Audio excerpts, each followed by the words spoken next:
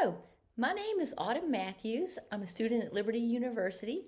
This presentation is about transition planning, and it is intended for secondary teachers and staff, as well as post-secondary staff. So where do we start when it comes to transition planning? As a first rule of thumb, start where the student is. Also, plan early and well. It's never too early to start. It can start as early as you want it to. I've seen transition planning start as early as elementary school. Also, be culturally responsive. And the question to ask yourself when it comes to cultural responsiveness is, am I imposing my personal beliefs on my students when discussing their future plans? The next topic I want to talk about is special education versus the Americans with Disabilities Act, the ADA. Up through high school, the legislation that controls special education is IDEA, IDEA. And this is where we get things like IEPs, accommodations, modifications for IEPs, all the procedural safeguards. Students need to know and staff need to know when the student transitions into a post-secondary environment, IDEA no longer applies. They are now governed by the ADA, and this is where Section 504 comes into play for colleges.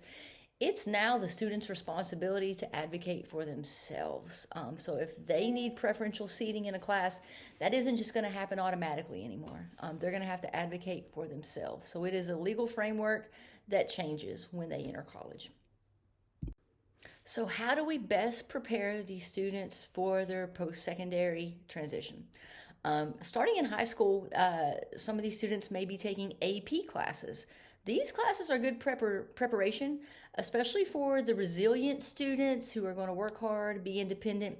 I wouldn't recommend the AP classes for all students, but for some, it is a good introduction into what college level classes are going to be like, what that course load is going to feel like.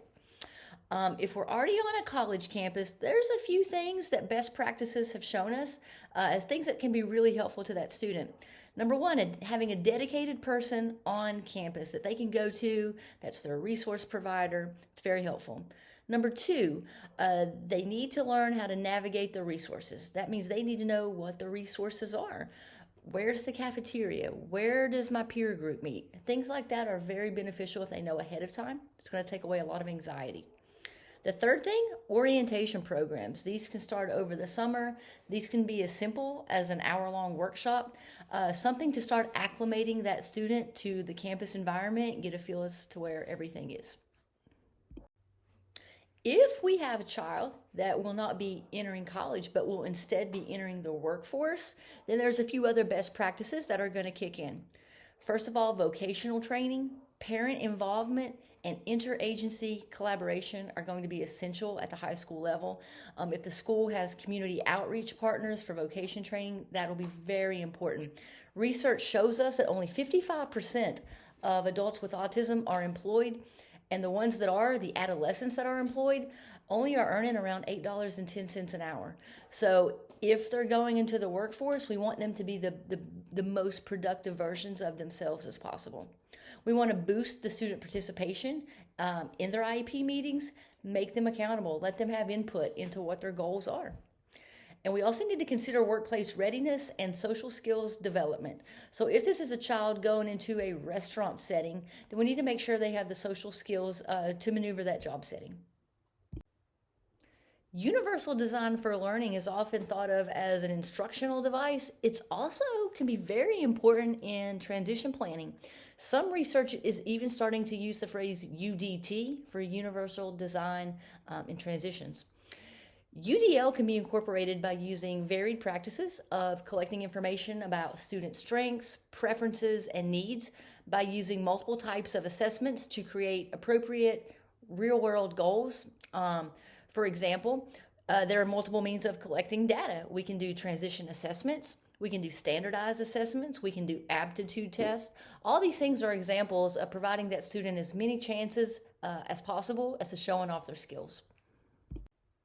For students who need to hone in their independent living skills before transitioning out of high school, there are several techniques that we can start introducing at the high school level. We can develop an awareness of occupations and give them chances to practice their independent skills. We can involve families. That can start in middle school, high school, to support the life skills training. The families know what that student is doing in the home and what they're not, and the families can be a great source of information as to where to start with life skills. When it comes to life skills, research is very detailed. When it comes to money skills, savings accounts and workbooks are best practices. What about housekeeping skills?